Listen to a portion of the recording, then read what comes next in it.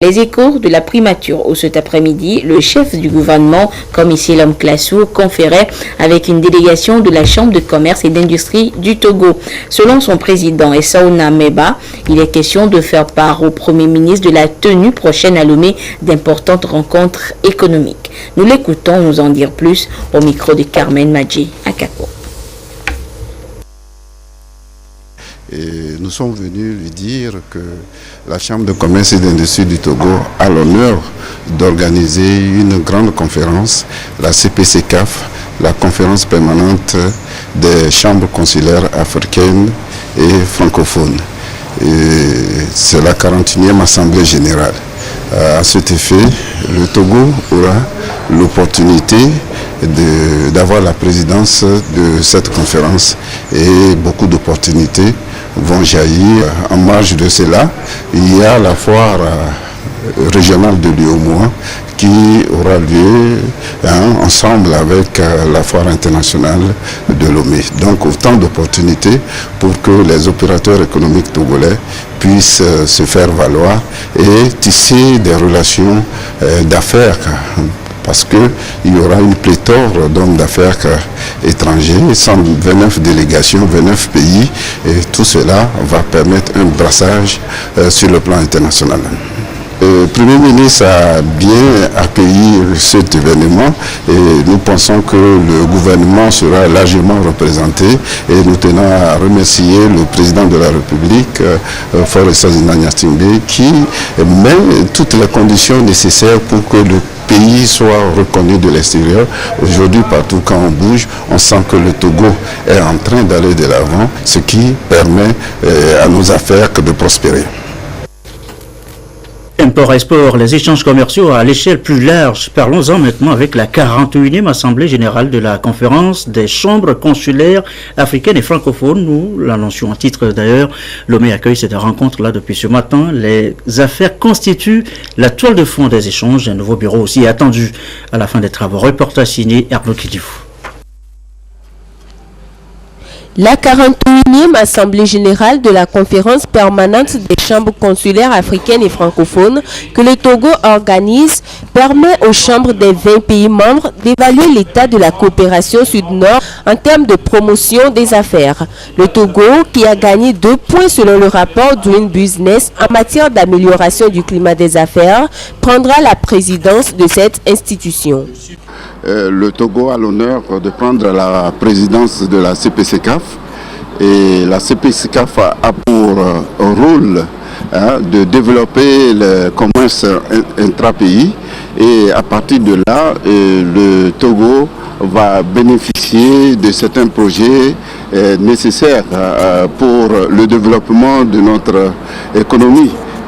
Le président sortant, le Congolais Albert Yuma Moulembi, a félicité le Togo pour la parfaite organisation des assises de Lomé et a émis le vœu que les nouvelles orientations de leur institution prennent en compte l'emploi des jeunes comme modèle de croissance.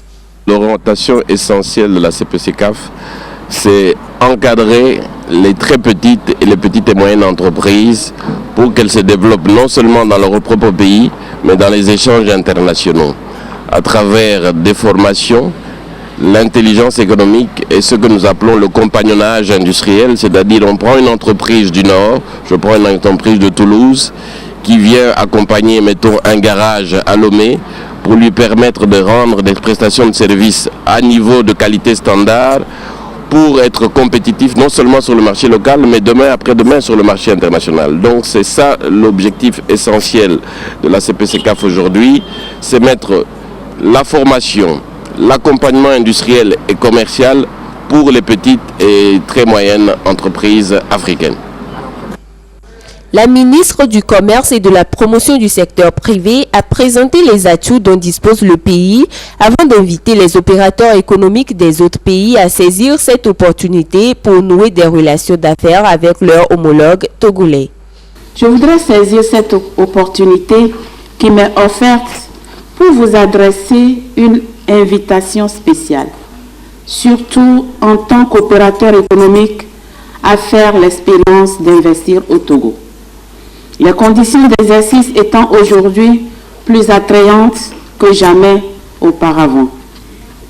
À ce jour, le Togo dispose d'un coût des investissements les plus attractifs de la sous-région, ainsi qu'une loi sur la zone franche défiant toute concurrence.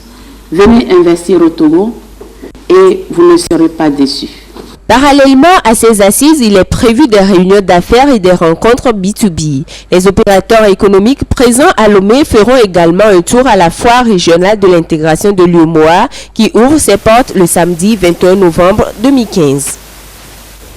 L'intégration, la vraie, celle qui consiste à faciliter les échanges commerciaux entre les pays de l'UEMOA, reste un défi à relever. À ce titre, le renforcement de la compétitivité des investissements privés ainsi que la promotion d'un entrepreneuriat citoyen et responsable constituent des pistes de solutions pour parvenir à cet idéal de destin partagé. Les échanges intercommunautaires au sein de l'espace ont meublé le deuxième jour de la 4e foire d'intégration régionale de l'UEMOA. Les précisions de Augustin Kossi, Ramdan Bassina.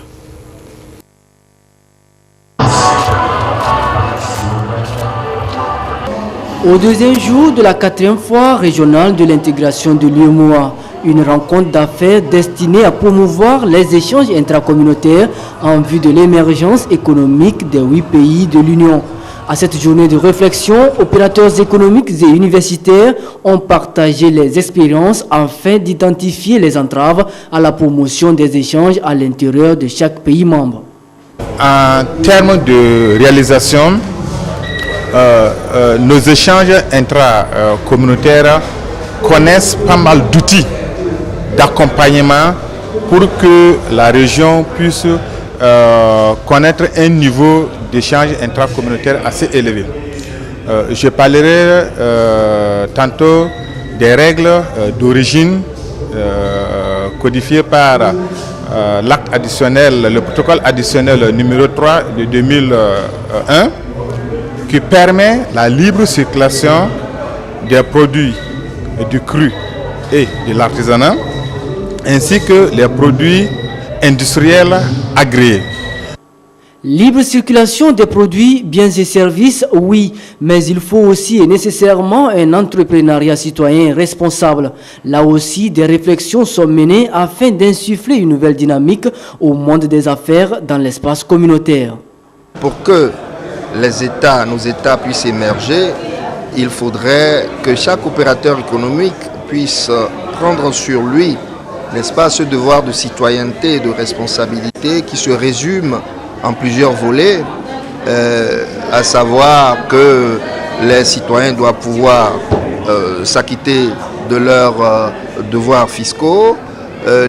L'entrepreneuriat citoyen et responsable met donc l'homme au cœur de tout développement, mais la mise en place d'un environnement favorable aux échanges pouvant renforcer la rentabilité et la compétitivité des entreprises s'avère nécessaire pour accélérer l'intégration sous-régionale.